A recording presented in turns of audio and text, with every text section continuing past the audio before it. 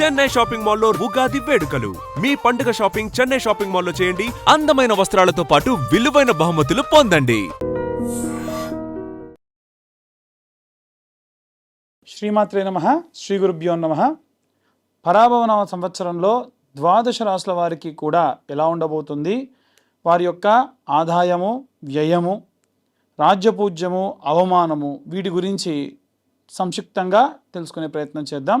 కర్కాటక రాశి వారికి సంబంధించి ఆదాయం 2, వ్యయం 11, రాజ్యపూజ్యం 4, అవమానం 7. ఆర్థిక ఫలితాల విషయానికి వస్తే ఈ సంవత్సరం వీరికి ఆర్థికంగా స్థిరంగా ఉంటారు. సేవింగ్స్ నెమ్మదిగా పెరుగుతాయి. కుటుంబంలో ఉన్నటువంటి ఖర్చులు ఎక్కువ అవడం వల్ల ఈ సంవత్సరం వీరికి ఇబ్బందికరంగా మారే అవకాశం ఉంది. పిల్లల చదువు విషయానికి, అలాగే ఇంట్లో ఉన్నటువంటి వారికి సంబంధించి వైద్యము, ఎవరన్నా బంధువులకి ఏదైనా సహాయం చేయడం, వాటి వల్ల ఎక్కువ డబ్బు ఖర్చు అయ్యే అవకాశం ఉంది.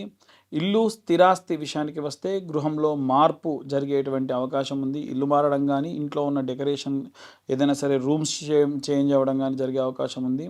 అలాగే ఇంటి మరమ్మతులు కూడా ఎక్కువగా జరిగే అవకాశం ఉంది. భూమికి సంబంధించి లాభం చేకూరుతుంది. వాస్తు మార్పులు అధికంగా ఉండే అవకాశం ఉంది. ఉద్యోగపరమైనటువంటి విషయానికి వస్తే బాధ్యతలు పెరుగుతాయి. ప్రమోషన్ కంటే కూడా బాధ్యతలు ముందుగా వీరికి ఎక్కువగా పెరిగే అవకాశం ఉంది. ప్రభుత్వ ఉద్యోగస్తులకు సంబంధించి శుభకాలం.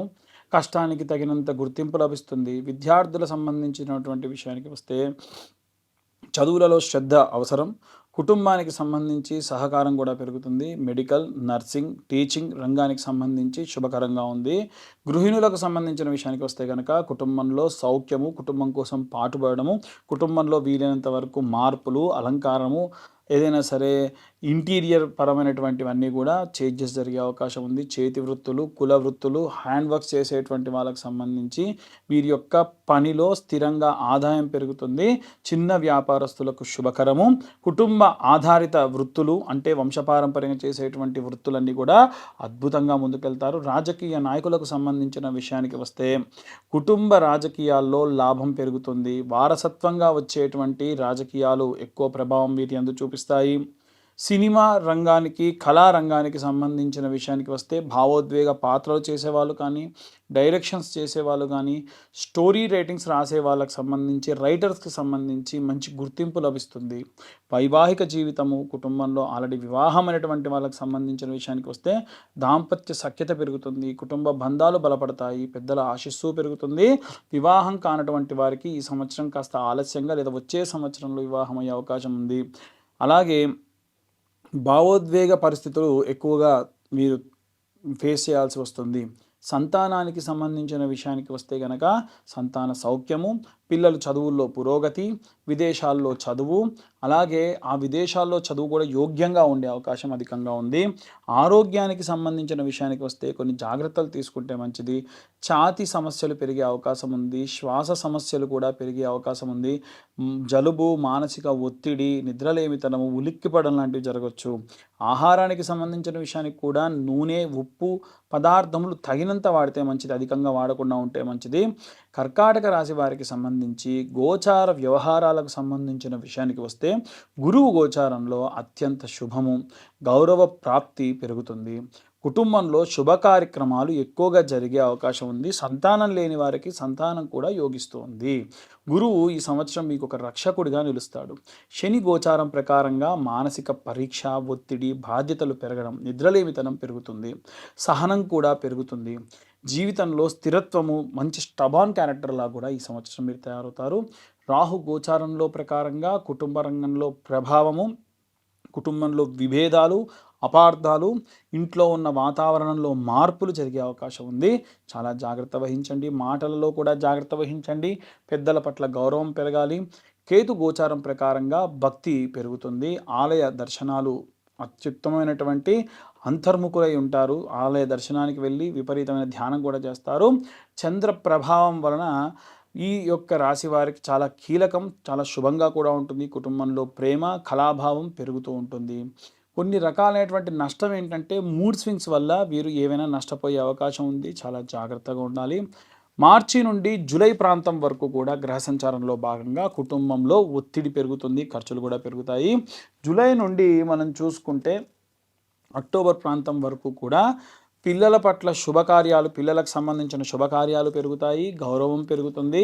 అలాగే గురు అనుకూలతతోని ఆరోగ్యం పట్ల కూడా చాలా జాగ్రత్త వహించాలి. మానసికమైనటువంటి ప్రశాంతత కూడా అవసరము. మొత్తం మీద ఈ సంవత్సరంలో ఈ కర్కాటక రాశి వాళ్ళు చేయవలసినటువంటి శాంతి హోమాలు ఏమిటి అంటే పరమేశ్వరుణ్ణి ధ్యానించడం, సోమేశ్వరుడు మహాబలేశ్వరుడి రూపంలో ఉన్నటువంటి చంద్రుడు తలపై ధరించి ఉన్న చంద్రశేఖరుని సందర్శించడము, అలాగే ఆరాధన చేయడం మంచిది. సోమవారం నాడు రుద్రాభిషేకము, చంద్ర సంబంధిత శాంతి హోమము, మృత్యుంజయ జపము హోమము చేయడం మంచిది. దానాల విషయానికి వస్తే గనక పాలు, తెలుపు వస్త్రము, అలాగే ఎక్కడైనా అన్నప్రసాద వితరణ చేస్తుంటే బియ్యం దానం చేయడం మంచిది. వీలైనంత వరకు శుభ వర్ణములు ఏమిటి అంటే తెలుపు వర్ణం కానీ, క్రీమ్ కలర్ కానీ, లైట్ బ్లూ కలర్ వర్ణములు వీరికి చాలా అద్భుతంగా కలిసి వస్తుంది. రత్నం మీ జాతకంలో మీరు ధరించాల్సినటువంటి రత్నం కనుక చూసుకుంటే వీలైనంత వరకు ముత్యం కానీ, అలాగే ఏవైనా సరే ఇవాళ రేపు కొంచెం అంతా లైట్ గోల్డ్ కలర్లో వచ్చేటువంటి సాధారణంగా సహజ సిద్ధంగా దొరికేటువంటి ముత్యాలు దొరుకుతాయి, అవి ధరించడం మంచిది. పౌర్ణమి రోజున గొడవ పడకండి. అమావాస్య రోజున ఒంటరిగా నిర్ణయాలు తీసుకోవడం, ఒంటరిగా ప్రయాణాలు చేయడం మంచిది కాదు. అధికంగా ఉప్పు స్వీకరించడం కూడా తగ్గిస్తే మంచిది. కర్కాటక రాశి వారికి సంబంధించి ఈ యొక్క సంవత్సరం కుటుంబపరమైనటువంటి గురు రక్షణ, అలాగే శని వలన మానసిక పరీక్ష, అలాగే భావోద్వేగాల వల్ల నిర్ణయాలు తీసుకోవడం పెరిగే అవకాశం ఉంది. ఆధ్యాత్మికత ఎక్కువగా పెరిగే అవకాశం ఉంది. ఇవన్నీ కూడా మనం గోచారరీత్యా చెబుతున్నటువంటి విషయంలో మాత్రమే, తిథి వార నక్షత్ర యోగ కరణాలు బట్టి చెప్పేటువంటి విషయం. ఇలా కాకుండా డీటెయిల్గా జాతకం కావాలనుకున్న వాళ్ళు మీ పేరు, మీ date of birth, time, place కింద ఉన్న నెంబర్కి కాంటాక్ట్ చేయండి. డీటెయిల్డ్గా 60-70 పేజీల్లో జాతకం మీ దాకా అందించడం జరుగుతుంది. ఉగాది అంటే యుగమునకు ఆది. పూర్వము సోమకుడు అనేటువంటి రాక్షసుడు వేదాలన్నింటినీ తస్కరించి సముద్ర గర్భానికి వెళ్తే మత్స్యావతార రూపంలో స్వామివారు ఆ యొక్క సోమకుడిని సంహరించి ఆ వేదాలన్నింటినీ కూడా తీసుకెళ్ళి బ్రహ్మదేవుడికి అప్పగించి ఈ యొక్క సృష్టిని సృజించినటువంటి రోజే ఈరోజు. కాబట్టే యుగమునకు ఆది ఉగాది అంటారు. అంటే మనందరం కూడా పుట్టింది, మన మూలాలు పుట్టింది ఈరోజే. కాబట్టి మనందరి పుట్టినరోజు ఈరోజు. ఈ రోజున మనము తలకు నూనె పెట్టుకోవడము, నలుగు పెట్టుకోవడము, అభ్యంగన స్నానం చేయడము, కొత్త వస్త్రాలు ధరించడము, ఆ వస్త్రాలకు కాస్తంత పసుపు పెట్టుకొని దేవతల దగ్గర షడ్రుచులతో కూడినటువంటి పచ్చడిని నైవేద్యంగా పెట్టి మన సంకల్పాన్ని చెప్పి, మనం రిజల్యూషన్ అంటారు కదా, అందరూ న్యూ ఇయర్ రిజల్యూషన్ ఏంటి, ఏం తీసుకుంటున్నారు, అసలు న్యూ ఇయర్ కానే కాదు. ఎందుకు అంటే అక్కడ ఏమీ మారదు. మనకు ఉగాది రోజునే అన్నీ మారుతాయి.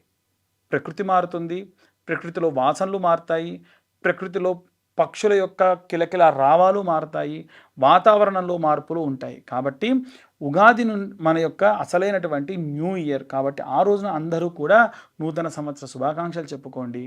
ఇదంతా అయిన తర్వాతకి రాజదర్శనం చేయాలి. రాజు అంటే దేవుడే రాజు యొక్క రూపంలో ఉంటాడు అంటారు. ఇప్పుడు మనకు రాజులు దేవత రూపంలో లేరు కాబట్టి విశేషంగా శివకేశవుల యొక్క దర్శనం, అంటే దేవాలయానికి వెళ్ళి శివుడిని, విష్ణువుని దర్శించుకోవడం మంచిది.